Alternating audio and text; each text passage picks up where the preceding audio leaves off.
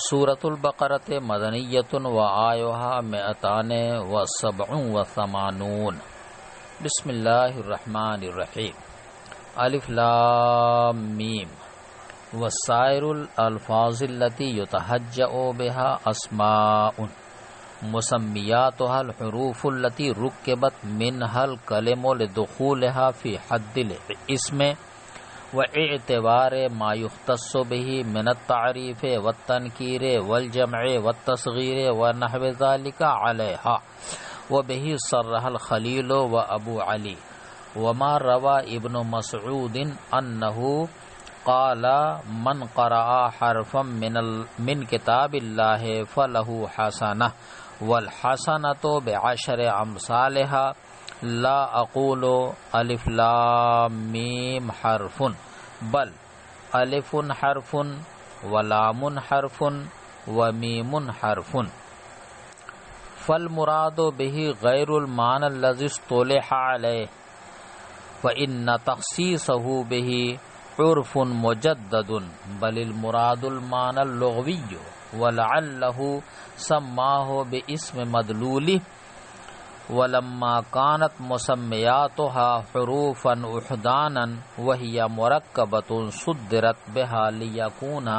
تأديتها بالمسمى اول ما يقرأ السمع واستعيرت الحمزة مكان الالف لتعذر الابتداء بها وهي ما لم تلها العوامل موقوفة خالیۃ عن الإعراب لفقد موجبه ومقتضیه لكنها قابلة إياه معرضة له إذ لم تناسب مبني الأصل ولذلك قيل صاد وقاف مجموعا فيهما بين الساكنين ولم يعامل معاملة أين وهؤلاء. ترجمہ سورۃ البقرۃ مدنیۃ، سورہ بقرہ شریف مدنی ہے اور اس میں 287 آیتیں ہیں۔ بسم اللہ الرحمن الرحیم الف لام میم۔ الف لام میم اور دیگر الفاظ تہجی اسماء ہیں اور ان کے معانی وہ حروف ہیں جن سے کلمات مرکب ہوتے ہیں، اور الفاظ تہجی اسم اس لیے ہیں کہ یہ اسم کی تعریف میں داخل ہیں اور اسم کے خواص یعنی تعریف و تنکیر، جمع و تصغیر ان کے اوپر پے در پے عارض ہوتے ہیں، اور ان کے اسم ہونے کی خلیل اور ابو علی نے تصریح کی ہے۔ اور جو ابن مسعود رضی اللہ تعالی عنہ کی روایت ہے کہ سرکار دو عالم صلی اللہ تعالی علیہ وسلم نے فرمایا کہ جس نے کتاب اللہ کا ایک حرف پڑھا اس کو دنیا میں ایک نیکی نصیب ہوگی اور آخرت میں اسی ایک نیکی کا بدلہ 10 گنا دیا جائے گا۔ میں یہ نہیں کہتا کہ الف لام میم ایک حرف ہے، بلکہ یہ 3 حروف ہیں۔ الف ایک حرف ہے، لام ایک حرف ہے اور میم ایک حرف ہے۔ تو اس روایت میں حرف سے مراد اس کے اصطلاحی معنی نہیں، اس لیے کہ حرف کے یہ خصوصی معنی یہ تو جدید اصطلاح ہیں جو زمانے نبوی صلی اللہ علیہ وسلم میں نہ تھے، بلکہ حرف سے اس کے معنی لغوی مراد ہیں۔ اور یہ بھی ہو سکتا ہے کہ حضور صلی اللہ تعالی علیہ وسلم نے ان اسماء کو ان کے مدلول کے نام سے ذکر فرمایا ہو۔ وَلَمَّا كَانَتْ مُسَمِّيَاتُهَا حُرُوفًا، اور جب کہ الفاظ تہجی کے معنی حروف بسیطہ تھے اور یہ حروف خود مرکب ہیں، اس لیے ان الفاظ تہجی کا آغاز ان حروف سے کیا گیا تاکہ سب سے پہلے جو چیز کانوں میں پڑے وہ ان الفاظ کے مسمى کی ادائیگی ہو، اور جو الف کی جگہ حمزہ کو حمزہ سے استعارہ کیا گیا وہ اس لیے کہ الف ساکن سے ابتدا متعذر اور دشوار ہے، اور ان اسماء تہجی کو سکون وقف ہوگا اور اعراب سے خالی رہیں گے جب تک کہ ان کے ساتھ عامل نہ ہو، کیونکہ عامل کے نہ ہونے سے مقتضی اعراب یعنی معانی ثلاثہ مفقود ہیں۔ معانی ثلاثہ یعنی معنی فاعلی، معنی مفعولی اور معنی اضافی مفقود ہیں، لیکن یہ ضرور ہے کہ یہ اسماء اعراب کی قابلیت اور صلاحیت رکھتے ہیں، اس لیے کہ مبنی اصل کے ساتھ مشابہت نہیں رکھتے اور سکون وقف ہی کی وجہ سے صاد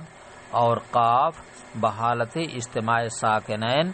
بولے جاتے ہیں اور آخر کو فتحہ دے کر اینا اور ہاؤلائے جیسا معاملہ ان کے ساتھ نہیں کیا جاتا۔ تفسیر سورۃ البقرۃ مدنیۃ، یہاں سے سورہ بقرہ شریف شروع ہو رہی ہے۔ سورتوں کے نام توقیفی ہیں، لیکن اس سورہ کا نام سورہ بقرہ ہے۔ بعض لوگوں نے بقرہ نام رکھنے کی وجہ بیان کی ہے، وہ یہ ہے کہ اس سورہ میں بنو اسرائیل کے بقرہ یعنی گائے کا اہم واقعہ مذکور ہے، اسی کی طرف نسبت کرتے ہوئے اس کا نام سورہ بقرہ رکھ دیا گیا۔ یہ سورہ مدنی ہے، اس میں کل 287 آیات ہیں۔ تفسیر الف لام میم وسائر الالفاظ التي يتهجأ بها اسماء۔ قاضی صاحب رحمۃ اللہ علیہ نے یہاں الف لام کی 3 بحثیں ذکر فرمائیں گے۔ پہلی بحث تو نحوی ہوگی، اور دوسری بحث اس کے رسم الخط کے تعلق سے، اور تیسری بحث الفاظ تہجی کے صورتوں کے شروع میں ذکر کیے جانے کی حیثیت سے۔ پہلے تو نحوی بحث کرتے ہیں۔ نحوی بحث کے سمجھنے سے پہلے 2 باتیں ذہن نشین کر لینا چاہیے۔ اول یہ کہ حروف کی 2 قسمیں ہیں، ایک حروف معانی اور دوسرے حروف مبانی۔ باسیں حروف مبانی کہتے ہیں ان کو جو اسم و فعل کے مقابلے میں آتے ہیں، اور حروف مبانی کہتے ہیں ان حروف کو جن کے ذریعے کلمات مرکب ہوتے ہیں لیکن وہ خود کلمہ نہیں ہوتے، جیسے زید میں زے، یہ، دال، یہ 3 حروف ہیں۔ ان تینوں کی ترکیب سے لفظ زید کا وجود ہوا ہے، تو یہ زے، یہ، دال، یہ تینوں حروف مبانی کہلائیں گے۔ دوسری بات یہ ہے کہ حروف مبانی کے مستقل نام ہیں، کلمہ کے حروف مادی شمار کرانے کے وقت انہی اسما کے ذریعے ان حروف کو تعبیر کیا جاتا ہے۔ اسی وجہ سے ان اسما کو الفاظ تہجی بھی کہتے ہیں، یعنی وہ الفاظ جن کے ذریعے سے مسمیات کو شمار کرایا جاتا ہے، جیسے ضربہ جس کے معنی مارنا، ضربہ میں غاد، رے، بے، یہ 3 حروف ہیں۔ یہ 3 حروف مبانی ہیں اور ان کی تعبیر کریں گے ہم غاد، را اور با کہہ کر کے۔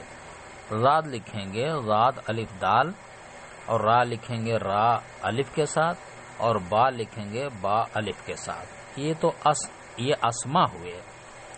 ان کے مسمیات زاد، رے، بے، یعنی جس میں صرف زاد لکھیں گے، الف اور دال اسے ساتھ نہ لکھا جائے گا، صرف زاد، جیسا قاعدہ بغدادی میں بچوں کو پڑھایا جاتا ہے، تو زاد ہے، رے ہے، بے ہے، تو یہ تو مسمہ کہلائے، وہ حرف ہیں، اور ان کے جو نام ہیں جن کو ہم اسم سے تعبیر کرتے ہیں، غاد، را، با، یہ الفاظ تہجی ہیں۔ حروف مبانی تو حرف ہیں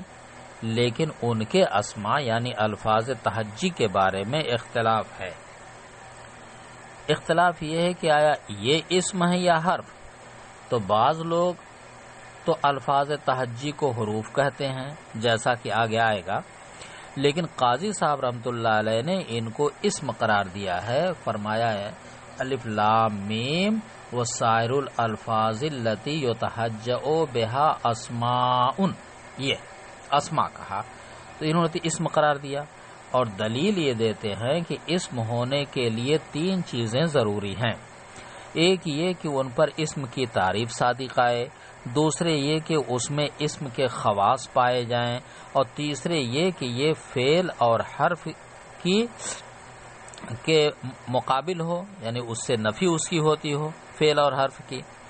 اور الفاظ تہجی میں یہ تینوں چیزیں موجود ہیں، لہذا الفاظ تہجی کو اسم کہنا درست ہے۔ اسم کی تعریف تو اس طور پر صادق آتی ہے کہ اسم کہتے ہیں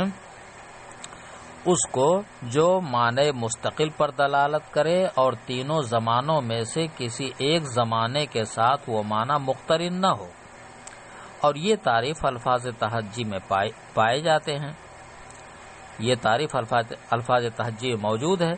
مثلا الفاظ تہجی میں سے الف لام فے کا مجموعہ الف ہے،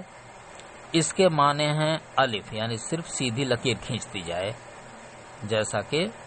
بچوں کو پڑھانے میں قاعدہ بغدادی میں لکھا رہتا ہے الف۔ یہ معنی مستقل بالمفہومیت ہیں،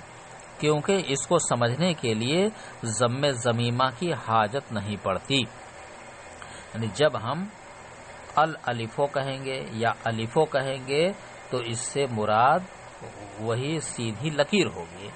تو الف یا الالف یہ تو اسم ہے، اور سیدھی لکیر یہ اس کا معنی ہے، اور یہ معنی کسی زمانے کے ساتھ مقترن بھی نہیں،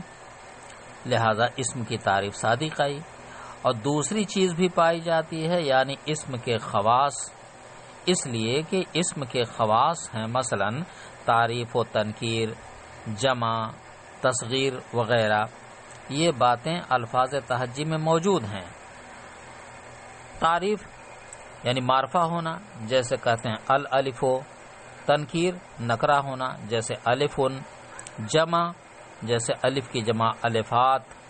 تصغیر الف کی تصغیر الیف۔ تو اس میں تعریف، تنکیر، جمع، تصغیر سب پائی جا رہی ہے، یہ اسم کے خواص ہیں۔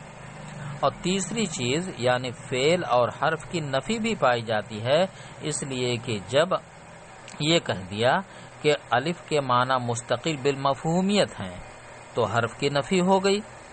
اس لیے کہ حرف کا معنی مستقل نہیں ہوتا، اور جب یہ کہہ دیا کہ کسی زمانے کے ساتھ مقترن نہیں تو فعل کی نفی ہو گئی، اس لیے کہ فعل میں زمانے کا اقتران پایا جاتا ہے۔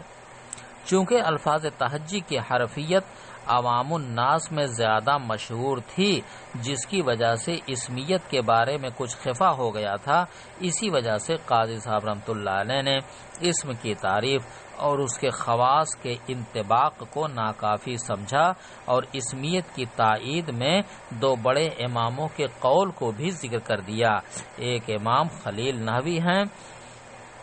اور دوسرے امام ابو علی ہیں۔ ان دونوں حضرات نے بھی اسم ہونے کی صراحت کی ہے۔ وما روا ابن مسعود، اور وہ روایت جو حضرت عبداللہ بن مسعود سے مروی ہے، یہ روایت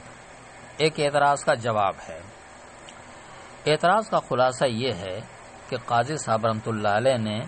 الفاظ تہجی کو اسم کہا ہے۔ معترض یہ کہتے ہیں کہ اسم کہنا درست نہیں،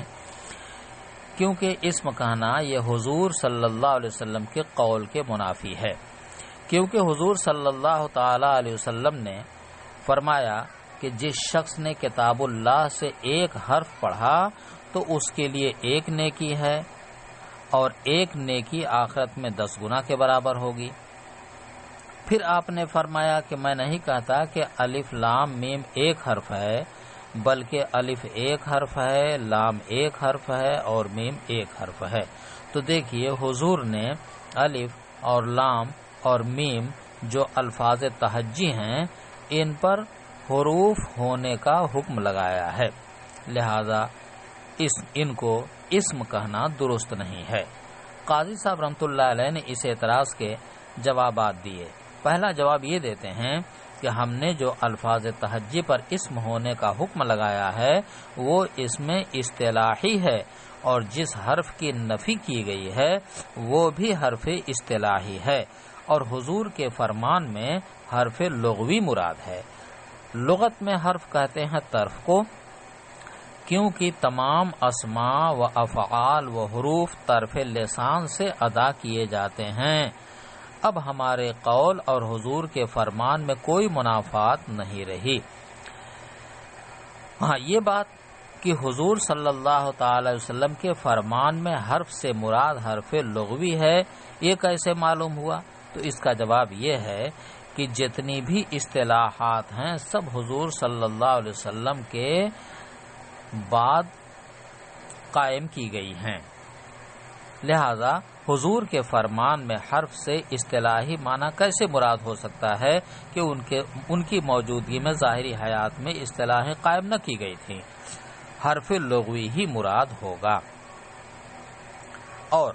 دوسرا جواب یہ ہے کہ یہ توصیف الشیء بما یتعلق بہ الشیء اور تسمیت الدال باسم المدلول کے قبیل سے ہے، یعنی چلیے ہم مان لیتے ہیں کہ حضور صلی اللہ علیہ وسلم کے فرمان میں حرف سے مراد حرف اصطلاحی ہے، لیکن الفاظ تہجی پر مجازن ان کے دال یعنی الفاظ تہجی پر حرف ہونے کا حکم لگا دیا گیا ہے، لہذا حضور کے فرمان سے ہم پر کوئی اشکال وارد نہیں ہوتا۔ اور تیسرا جواب یہ دیں گے کہ اسم مسمى کے کبھی عین ہوتا ہے، جیسے زید کاتب میں اسم مسمى کے عین ہے، پس الف حرف بھی زید کاتب کے قبیل سے ہے، یعنی جس طرح زید کاتب میں کاتب ہونے کا حکم لفظ زید پر نہیں ہے بلکہ مسمى زید پر ہے، اسی طرح سے الف حرف میں بھی حرف ہونے کا حکم لفظ الف پر نہیں ہے بلکہ مدلول الف اور مسمى الف پر ہے، اور مسمى الف بالاتفاق حرف ہے، لہذا معلوم ہوا کہ الفاظ تہجی اسم ہیں، حرف نہیں۔ ولما کانت مسمیاتها، یہاں سے رسم الخط کی بحث شروع کرتے ہیں۔ بحث کا حاصل یہ ہے کہ اس موقع پر ایک سوال پیدا ہوتا ہے کہ الفاظ تہجی کے تلفظ اور ان کی کتابت میں ان کے مسمى کو سب سے پہلے کیوں رکھتے ہیں؟ یعنی الف لام فا کا مجموعہ نہیں لکھتے بلکہ الف سیدھا ایک خط لکھتے ہیں، یہ کیوں؟ تو اس کا قاضی صاحب رحمۃ اللہ علیہ نے لما سے جواب دیا ہے۔ جواب کا حاصل یہ ہے کہ مسمیات سب کے سب حروف احدان اور بسیط ہیں اور ان کے اسماء مرکب ہیں، یعنی اسماء کم از کم 3 حروف ہوں گے، ان کی تعداد 3 تک پہنچتی ہے۔ تو ان اسماء یعنی الفاظ تہجی کے حروف مادی کو ترتیب دینے میں یہ لحاظ رکھا گیا ہے کہ سب سے پہلے ان کے مسمیات کا ذکر ہو جائے، اور اس لحاظ رکھنے کی وجہ یہ ہے کہ اول مرتبہ میں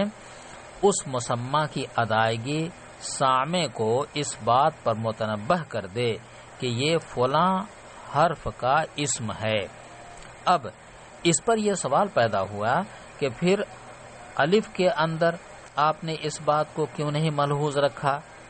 یعنی آپ الف کی ابتدا حمزہ سے کیوں نہیں کرتے؟ تو جواب اس کا یہ ہے کہ الف کا مسمى ساکن ہے، اب اگر اس کو شروع میں لایا جائے تو ابتدا بالسکون لازم آتا ہے جو متعذر ہے، لہذا تعذر کو دفع کرنے کے لیے حمزہ شروع میں لے آئے۔ وہیا مالم تلہل عوامل، یہ بحث بھی نحوی ہے، نحو سے ہی اس کا تعلق ہے، مگر پہلی بحث اور اس بحث میں فرق یہ ہے کہ پہلی بحث بنیاد اور اصل کی حیثیت سے تھی اور دوسری بحث تبعیت اور فرع کی حیثیت رکھتی ہے، کیونکہ پہلی بحث تھی اسم اور حرف ہونے کے اعتبار سے اور یہ بحث اعراب و بنا کے اعتبار سے ہے، اور اعراب و بنا فرع ہے اسم و حرف ہونے کی، لہذا پہلی بحث اصل کے اعتبار سے اور دوسری بحث فرع کے اعتبار سے ہے۔ اعراب کا اطلاق دو معنی پر ہوتا ہے، ایک یہ کہ اسم کا اس حیثیت سے ہونا کہ اگر عوامل کا اختلاف ہو تو اس کا آخر بدل جائے گا، دوسرے معنی وہ حرکت اعرابیہ کہ جو نتیجہ ہے معانی ثلاثہ یعنی فاعلیت اور مفعولیت اور اضافت کا، اور یہ بات یاد رہے کہ حرکت اعرابیہ کا بالفعل تحقق اسی وقت ہوگا جب اسم اپنے عامل کے ساتھ مرکب ہو، اگر ترکیب مع عامل نہیں ہوگی تو اسم حرکت اعرابیہ سے خالی ہوگا۔ اب یہ سمجھیے کہ بنیاد اختلاف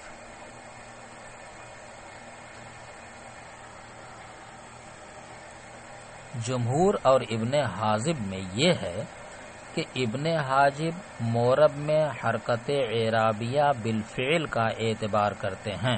اسی وجہ سے مورب کو مرکب کی قید کے ساتھ مقید کرتے ہیں، اس کے برخلاف جمہور کہ وہ حرکت اعرابیہ بالقوا کا اعتبار کرتے ہیں۔ اور ایک بات یہ کہ سکون کی دو قسمیں ہیں، اول سکون بنا اور دوم سکون وقف۔ سکون وقف تو مورب کے اندر ہوتا ہے اور اس سکون وقف کی وجہ سے اگر اجتماع ساکنین لازم آ رہا ہو تو اس میں کوئی حرج نہیں بلکہ درست ہے، اور سکون بنا مبنی میں ہوتا ہے اور اس سکون بنا کی وجہ سے اگر اجتماع ساکنین لازم آ رہا ہو تو دوسرے حرف کو فتحہ دے دیتے ہیں، جیسے کہ اینا۔ بہرحال سکون بنا کی وجہ سے اجتماع ساکنین جائز نہیں، اسی وجہ سے نحات کہتے ہیں کہ اجتماع ساکنین لا یغتفر فی المبنی، یعنی مبنی کے اندر اجتماع ساکنین ناقابل مغفرت ہے، ناقابل معافی ہے۔ یہ تمہیز سمجھنے کے بعد یہ سمجھیے کہ الفاظ تحجی کی دو حالتیں ہیں، ایک حالت ہے ترکیب مع العامل کی اور دوسری حالت ہے خلو عن العامل کی۔ پہلی حالت میں تو سب لوگ الفاظ تحجی کو مورب کہتے ہیں، جیسے بقی الالف، کتبت الفن، وتبدل الواو بالالف، یعنی حالت رفع، حالت نصب، حالت جر، تینوں حالت میں۔ ابن حاجب تو اس لیے مورب کہتے ہیں کہ ترکیب پائی جا رہی ہے، یعنی عامل کے ساتھ مرکب ہے، اور جمہور اس لیے مورب کہتے ہیں کہ مبنی اصل کے ساتھ مشابہت نہیں رکھتے، لیکن جس وقت خلو عن العامل ہو تو ابن حاجب اس کو مبنی کہیں گے اور اس کا سکون بنا مانیں گے، مگر جمہور اس کو مورب کہیں گے اور اس کا سکون وقت مانتے ہیں۔ ابن حاجب تو مبنی اس لیے مانتے ہیں کہ عدم ترکیب ہے، اور جمہور اس لیے مورب پڑھتے ہیں کہ مبنی اصل کے ساتھ مشابہت نہیں رکھتے، لیکن فی الحال حرکت اعرابیہ ان الفاظ پر اس لیے نہیں آ رہی ہے کہ حرکت اعرابیہ کا مقتضا نہیں پایا جا رہا، ہاں البتہ قبول کرنے کی صلاحیت موجود ہے۔ قاضی صاحب نے جمہور کی تائید کی اور انہی کے مسلب کو مانا۔ تائید اس طرح کی ہے کہ صاد اور قاف اس میں اجتماع ساکنین ہو رہا ہے اور یہ مستعمل بھی ہیں، اس سے معلوم ہوا کہ یہ سکون وقف ہے، اگر سکون بنا ہوتا تو اس طور پر اجتماع ساکنین نہ ہوتا بلکہ آخر حرف متحرک ہوتا جس طرح سے کہ اینا اور ہاؤلائے میں ہوا۔ آخری حرف کو حرکت دے دی گئی، پس جب صاد اور قاف